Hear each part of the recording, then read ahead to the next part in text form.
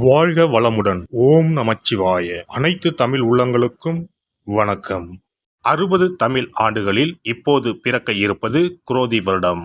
இது 60 ஆண்டுகளில் 38வது வருடம். தற்போது இந்த தமிழ் புத்தாண்டு பிறக்கும் சமயத்தில் மேசத்தில் சூரியன் குரு, கன்னியில் கேது, கும்பத்தில் செவ்வாய் சனி, மீனத்தில் புதன் சுக்கிரன் ராகு என்ற கிரக அமைப்பு காணப்படுகிறது.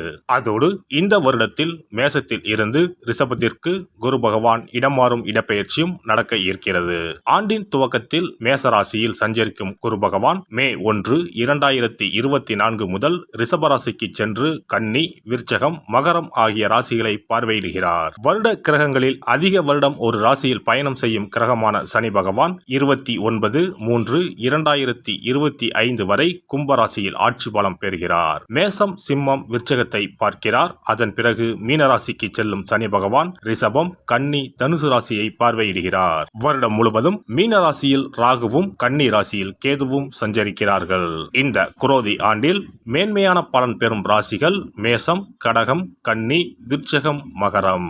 ஒவ்வொரு தமிழ் புத்தாண்டு வருடம் பிறக்கும் போது சூரிய பகவான் தனது உச்ச வீடான மேசத்தில் சஞ்சரிப்பார். ஆனால் இந்த குரோதி வருட புத்தாண்டை சிறப்பிக்கும் வகையில் குருவும் மேசராசியில் நிற்கிறார். இது போன்ற கிரக அமைப்பு 12 ஆண்டுகளுக்கு ஒருமுறை மட்டுமே உருவாகும். காலபுருஷ 5ஆம் அதிபதியும் பூர்வ புண்ணியஸ்தான அதிபதியுமான சூரியனுடன் காலபுருஷ 9ஆம் அதிபதி பாக்கியாதிபதியுமான குரு சேருவதால் தர்மம் தலைத்தோங்கும், ஆன்மீக நாட்டம் அதிகரிக்கும், ஆன்மீக ஸ்தலங்கள் புனர் அமைக்கப்படும், தொழில் முனைவோர் ஏற்றம் காண்பர். இந்த வருடம் முழுவதும் நிலவக்கூடிய கோல்சார நிலைகளின் அடிப்படையில் இந்த ஆண்டு நன்மை தீமைகளின் அளவு அவரவர் செயல்களால் கூடவோ குறையவோ கூடிய ஆண்டாக இருக்கும். மக்களிடையே உதவும் மனப்பான்மையும் பக்தி மார்க்கத்தில் நாட்டமும் அதிகரிக்கும். இந்த வருடம் முழுவதும் எல்லோருக்கும் நல்லதே நடக்கவும், நாடும் வீடும் செழிக்கவும் விநாயகர், நரசிம்மர், அனுமன், துர்க்கை ஆகியோரில் விருப்ப தெய்வத்தை கும்பிடுவது நற்பலன் தரும். குல தெய்வத்தையும் இஷ்ட தெய்வத்தையும் மறக்காம கும்பிடுங்க.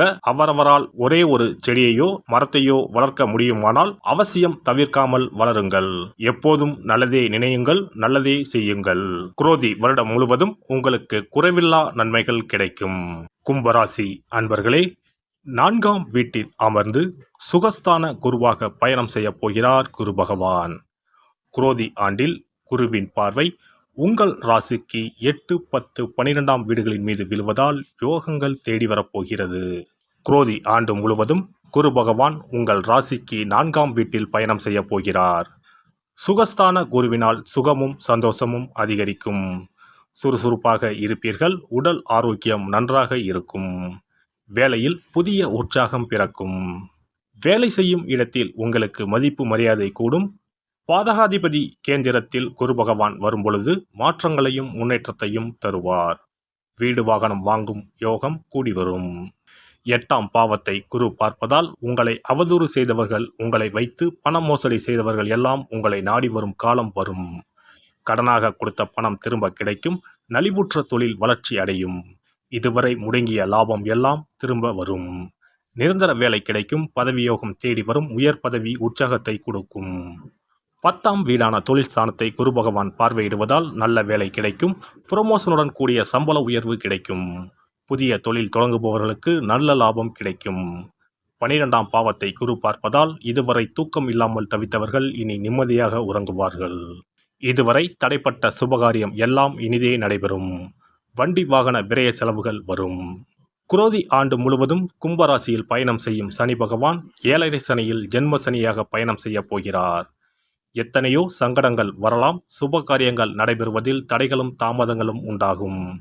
எங்கும் எதிலும் கவனமாக செயல்படுவது நல்லது. அதே நேரத்தில் சனி பகவான் சச மகா யோகத்தையும் கொடுக்க போகிறார். இதனால் பண வருமானம் அதிகரிக்கும். பதவி யோகமும் தேடி வரும். சொத்து சேர்க்கைகள் ஏற்படும். வேலையில் இருப்பவர்களுக்கு விரும்பிய இடங்களுக்கு இடமாற்றம் கிடைக்கும். எவ்வளவு பெரிய பிரச்சனைகள் வந்தாலும் நீங்கள் அதிலிருந்து மீண்டு வர முடியும். குரோதி ஆண்டின் இறுதியில் சனி பகவான் 2ஆம் வீட்டிற்கு செல்ல போவதால் தலைமேல் இருந்த பாரம் இறங்கிவிடும். குரோதி ஆண்டு முழுவதும் ராகு பகவான் உங்கள் ராசிக்கு குடும்பஸ்தானத்திலும், கேது பகவான் உங்கள் ராசிக்கு ஆயுள் ஸ்தானத்திலும் பயணம் செய்வது சிறப்பு. விபரீத ராஜயோக காலம். திடீர் அதிர்ஷ்டங்கள் மூலம் பண வருமானம் வரும். எதிர்பாராத அதிர்ஷ்டங்கள் வீடு தேடி வரும். எந்த அளவிற்கு பண வருமானம் வந்தாலும் செலவுகளும் அதிகரிக்கும். கோபத்தை கட்டுப்படுத்துங்கள். குரோதி ஆண்டு முழுவதும் பண விஷயத்தில் யாருக்கும் வாக்கு கொடுக்காதீர்கள். அதை காப்பாற்ற முடியாத நிலை ஏற்படும். கவனமாக இருக்க வேண்டிய காலகட்டம். பண வரவு, பொருளாதார வரவு அதிகரிக்கும். அதே நேரத்தில் செலவும் கூடும். சேமிக்க தொடங்குங்கள். வாக்கு கொடுக்காதீர்கள், மாட்டிக்கொள்வீர்கள். பேசும் வார்த்தைகளில் கடுமையை வெளிப்படுத்த வேண்டாம், கனிவை வெளிப்படுத்துங்கள். ஒரு முறையாவது குடும்பத்துடன் சென்று நாமக்கல் ஆஞ்சநேயரை வணங்கி வழிபட்டு வாருங்கள். சனி செவ்வாய் சேர்க்கைக்கு சனிக்கிழமை அன்று நாகலிங்க பூ தொடுத்து எள்ளுருண்டை சமைத்து அகல் விளக்கில் கருநீல துணியில் 22 மிளகை மூட்டை கட்டி கருநீல திரியிட்டு தீபம் ஏற்றி வழிபடுங்கள். வருட பிறப்பன்று நாம் செய்யும் செயல்கள் அனைத்தும் அந்த வருடம் முழுவதும் நமது வாழ்க்கையை வளப்படுத்தும் என்பது ஐதீகம். அதனால் இந்த பதிவில் தமிழ் புத்தாண்டாகிய சித்திரை முதல் நாள் என்னென்ன செய்ய வேண்டும், என்ன செய்யக்கூடாது என்பதனை பற்றி தெரிந்து கொள்ளலாம். தமிழ் மாதத்தின் முதல் மாதமான சித்திரையில் தமிழ் புத்தாண்டு தொடங்குகிறது. மா, பலா, வாழை ஆகிய முக்கணிகள், வெற்றிலை, பாக்கு, நகைகள், நெல் முதலான மங்கள பொருட்கள் கொண்ட தட்டை வழிபாட்டறையில் வைத்து அதை புத்தாண்டு அதிகாலையில் காண்பது புனிதமாக கருதப்படுகின்றது. புத்தாண்டு அன்று அதிகாலையில் நீராடி கோலமிட்டு புத்தாடை அணிந்து கோவிலுக்கு சென்று வழிபடுவது நல்லது. அன்றைய தினம் அறுசுவைகளும் இடம்பெற்றிருக்கும் உணவை படைப்பது முறையாகும். அன்றைய நாளில் இனிப்பு, கசப்பு, உப்பு, காரம், துவர்ப்பு, புளிப்பு ஆகிய 6 சுவைகளும் இருக்குமாறு உணவானது அமைவது சிறப்பு. பொதுவாக நல்ல நாட்களில் பாகற்காய் சேர்ப்பது இல்லை. ஆனால் தமிழ் புத்தாண்டு அன்று அத்தனை வகையான சுவைகளும் இடம்பெற்ற படையலை படைப்பது விசேஷம் ஆகும். அனைத்தும் கலந்ததுதான் வாழ்க்கை என்பதை உணர்த்தவே இவ்வாறு அறுசுவை உணவு புத்தாண்டின் தொடக்கத்தில் படைக்கப்படுகிறது. சித்திரை மாத பிறப்பு என்பதால் கோடை காலத்தின் துவக்கத்தில் இருக்கிறோம். கோடை காலத்திற்கு உகந்த தானங்களை எல்லாம் புத்தாண்டின் துவக்கத்தில் செய்வது நல்லது. தோஷங்கள் நீங்கி வாழ்வு மலர உங்களால் முடிந்த அளவிற்கு குடை தானம், செருப்பு தானம், விசிறி தானம் ஆகியவற்றை செய்யலாம். மேலும் நீர்மோர் பந்தல் அமைப்பது, தண்ணீர் பந்தல் அமைப்பது போன்றவற்றை செய்வதால் உங்களுடைய கர்மாக்கள் அனைத்தும் தீரும். பறவைகளுக்கு, விலங்குகளுக்கு வீட்டின் வாசலில் தண்ணீர் வைப்பதும் சிறப்பு. தமிழ் புத்தாண்டு அன்று இறை வழிபாடுகளில் ஈடுபடுவதும் உங்களை மென்மேலும் வளரச் செய்யும். இளநீர், நுங்கு, விளாம்பழம், தர்பூசணி போன்ற குளிர்ச்சி மிகுந்த பழங்களை வாங்கி தானம் செய்வதும் நீங்கள் சாப்பிடுவதும் மிகவும் நல்லது.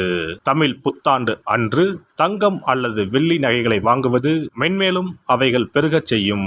அதுபோல கல்லுப்பு, மஞ்சள், குங்குமம், வெற்றிலைப்பாக்கு, பழம் ஆகிய மங்கள பொருட்களை வாங்குவதும் குடும்பத்தில் மென்மேலும் லட்சுமி கடாட்சத்தை உண்டு செய்யும்.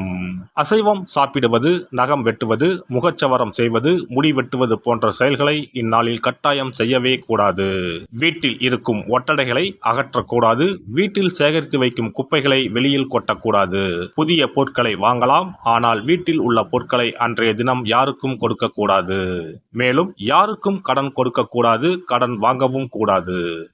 தமிழ் புத்தாண்டில் செய்ய வேண்டியவைகளை செய்து, செய்ய தவிர்க்க வேண்டியவைகளை தவிர்த்து வளமாக வாழ தமிழ் அன்னையை வணங்குவது சிறப்பு. எல்லாம் வல்ல இறையருளால் நீங்களும் உங்கள் அன்பு குடும்பமும் உடல் நலம், நீலாயுள், நிறை செல்வம், உயர் புகழ், மெய்ஞானம் ஓங்கி வாழ்க வளமுடன். இந்த வீடியோ பதிவு உங்களுக்கு பிடித்திருந்தால் லைக் பண்ணுங்க, கமெண்ட் பண்ணுங்க, ஷேர் பண்ணுங்க. மறக்காம சப்ஸ்கிரைப் பண்ணுங்க. பக்கத்துல இருக்கிற பெல் பட்டனை கிளிக் பண்ணுங்க. நன்றி, வணக்கம். ஓம் நமச்சிவாய. சிவாய நம.